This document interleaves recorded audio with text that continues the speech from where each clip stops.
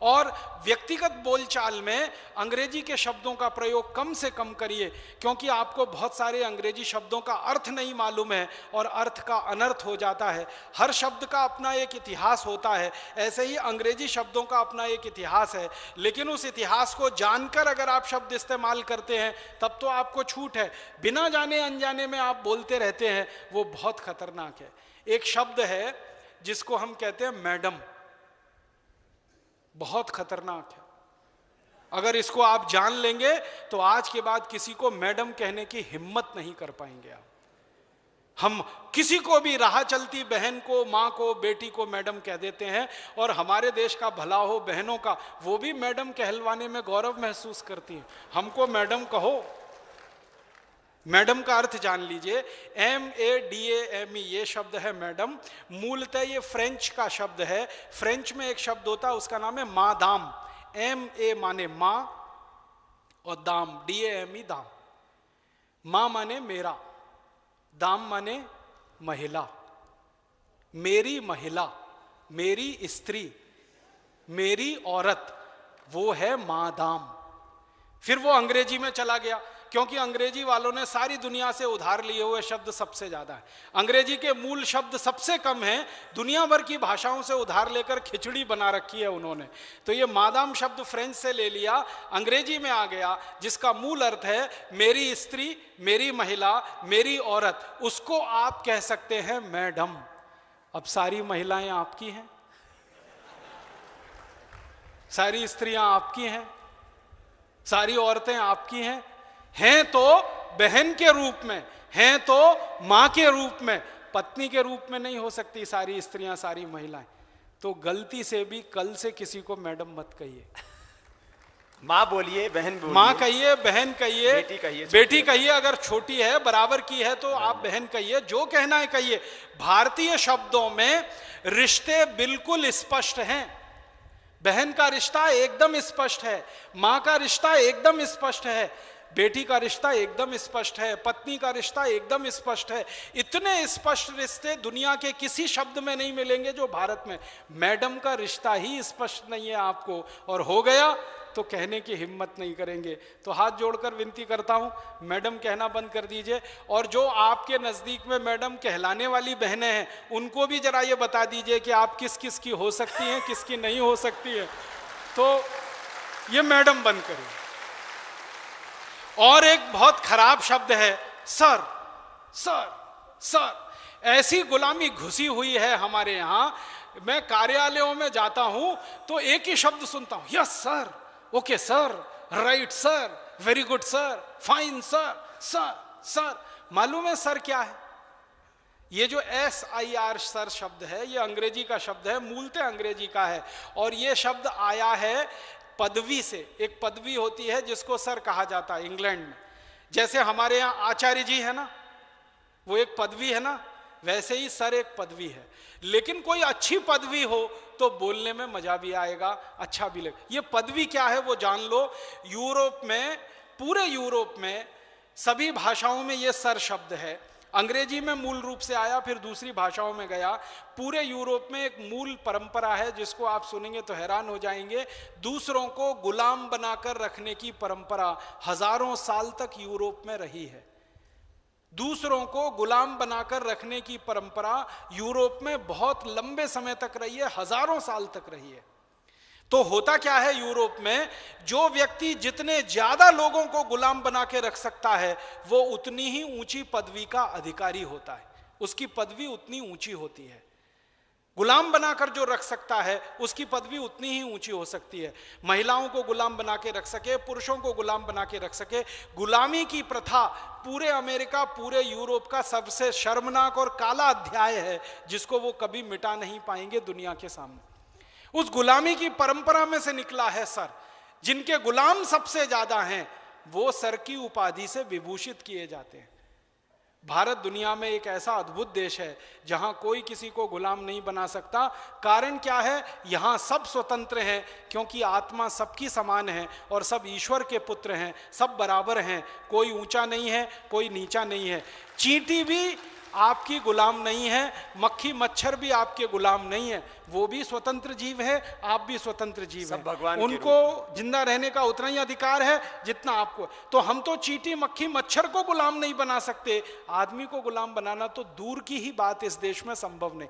तो यहां गुलामी की परंपरा हो नहीं सकती और वहां गुलामी के अलावा दूसरी कोई परंपरा नहीं हो सकती। तो वो सर के शब्द का इस्तेमाल करते हैं उस गुलामी की परंपरा को बताने के लिए और समझाने के लिए। हम हमारे देश में कम से कम इस गलत शब्द का उपयोग ना करें। आपको सर बिल्कुल हटा देना चाहिए अपने जीवन में से, और अगर किसी अननोन अनजान आदमी को आप संबोधित कर रहे हैं तो श्रीमान कहिए ना, कितना सुंदर शब्द है श्रीमान। श्रीमान कहिए, श्रीमान कहिए, महाशय कहिए, महोदय कहिए, कोई भी शब्द ले लीजिए, हिंदी का संस्कृत का शब्दों की कोई कमी नहीं।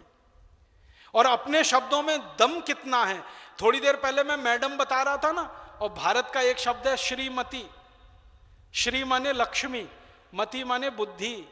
लक्ष्मी और बुद्धि, लक्ष्मी और सरस्वती जहां एक साथ निवास करे वो श्रीमती, वो मैडम नहीं है। मैडम अलग है, श्रीमती अलग है। हम कई बार भाषांतर कर देते हैं ना, मैडम का श्रीमती कर दिया, सर का श्रीमान कर दिया, ये बड़ा खतरनाक खेल है। और एक शब्द कभी भी अपने जिंदगी में अंग्रेजी का मत लाइएगा, मिस्टर। मिस्टर ये, मिस्टर ये, मिस्टर ये, मिस्टर ये अक्सर बोलते रहते हैं ना। मिस्टर का इतिहास अगर जान लेंगे तो फिर कभी भी बोल नहीं पाएंगे। मिस्टर कौन होता है और मिसेस कौन होता है। हमारे यहाँ मिसेस श्रीमती नहीं है। इंग्लैंड यूरोप में मिसेस और मिस्टर जो शब्द हैं वो क्या हैं। इंग्लैंड की एक पुरानी परंपरा है, वो ये है, एक से ज्यादा स्त्रियों को अपने साथ रखना, एक से ज्यादा पुरुषों को अपने साथ रखना। कोई महिला है, रानी है, वो कई पुरुषों को अपने लिए इस्तेमाल कर सकती है, अपने शरीर की वासना को शांत करने के लिए। और कोई राजा है, वो बहुत सारी स्त्रियों को इस्तेमाल कर सकता है अपने शरीर की वासना को शांत करने के लिए। और राजा के नीचे के जो लोग हैं वो भी उसी परंपरा में चलते रहते हैं, जो अधिकारी वर्ग के लोग होते हैं। तो वहां बहुत सारी महिलाओं से बहुत सारे पुरुषों के रिश्ते होते हैं, बहुत सारे पुरुषों के बहुत सारी महिलाओं से रिश्ते होते हैं। एक खराब शब्द है ना, विवाह के अतिरिक्त संबंध, जिसको एक्स्ट्रा मैरिटल अफेयर्स कहते हैं, वो पूरे यूरोप में सामान्य है। मैं यूरोप के ऐसे बहुत बड़े लोगों को जानता हूं जिनकी 20-20 शादियां हुई, 25-25 शादियां हुई, 50-50, 35-35, 40-40, सबके तलाक हुए, अंत में कोई उनके साथ नहीं रहा, पत्नी भी अलग मरी, पति भी अलग मरा, ऐसे लोग हैं।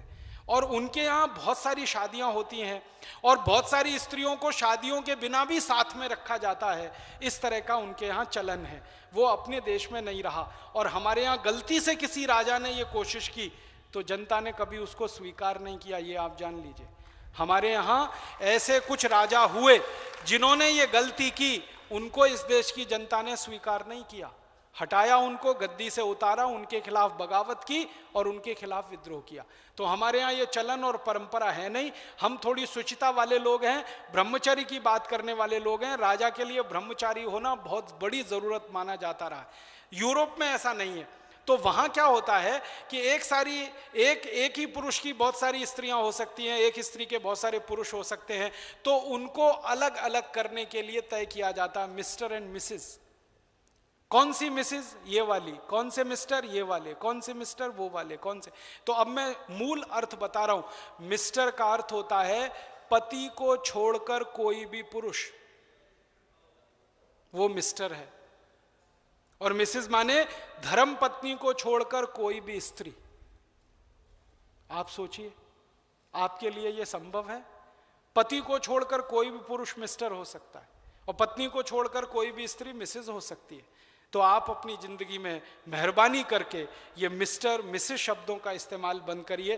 कभी लिखिए मत किसी को, बोलिए मत किसी को। परिचय करवाते हैं ना राजीव भाई कि ये हमारे मिस्टर है, ये हमारी मिसेज। बहुत खराब है। हम धर्म पति हैं या धर्म पत्नियां हैं, मिस्टर मिसेस नहीं है यहाँ कोई। क्योंकि हमने अग्नि के साक्षी में 7 फेरे लिए हैं पूरे समाज के गवाह बनाकर। हम ऐसे ही पति पत्नी नहीं होते हैं इस देश में। यहाँ बड़ी बहुत पुरानी परंपरा है पति पत्नी होने की। यूरोप में तो ऐसे ही हो जाते हैं। बेड पार्टनर हैं तो आप हो सकते हैं, भले आप कहीं जाएं या ना जाएं। और बिना पति पत्नी हुए भी सालों साल साथ रह सकते हैं, क्योंकि उनके यहाँ एक परंपरा है लिव इन रिलेशनशिप। आप पति नहीं है, पत्नी नहीं है, साथ में रह रहे हैं, बच्चे पैदा हो गए तो किसी अनाथ आश्रम को दे दिए, वहां पर वो बड़े होंगे, वहीं पर पलेंगे। फिर उनके साथ समस्या आती है कि नाम किसका दिया जाए, क्योंकि उनके बाप का पता नहीं, क्योंकि उनकी माँ का पता नहीं, तो चर्च फिर उनका नाम तय करता है और उनको चर्च का नाम दिया जाता है। तो उनके यहाँ की ये पुरानी परंपराएं हैं। अब वो खराब हैं अच्छी हैं वो जाने, हम उस पर टिप्पणी नहीं करते। हम ये नहीं कह सकते कि वो बहुत खराब है, हम ये भी नहीं कहते बहुत अच्छी है। हम तुलनात्मक रूप से कह सकते हैं कि अपने देश की परंपरा से वो भिन्न है।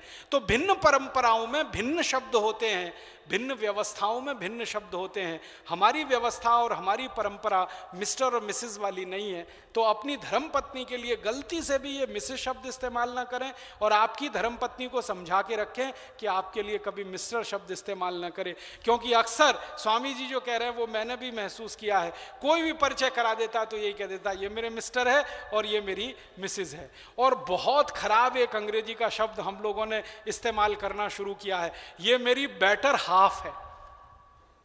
वो और भी तकलीफ देने वाला शब्द। बेटर हाफ वहां हो सकती है, यहां नहीं होती है कोई भी। ये तो आपकी पूरे जीवन की संगनी है। हाफ और फुल का कोई चक्कर ही नहीं है, और इस जन्म में नहीं है, 7 जन्म तक है।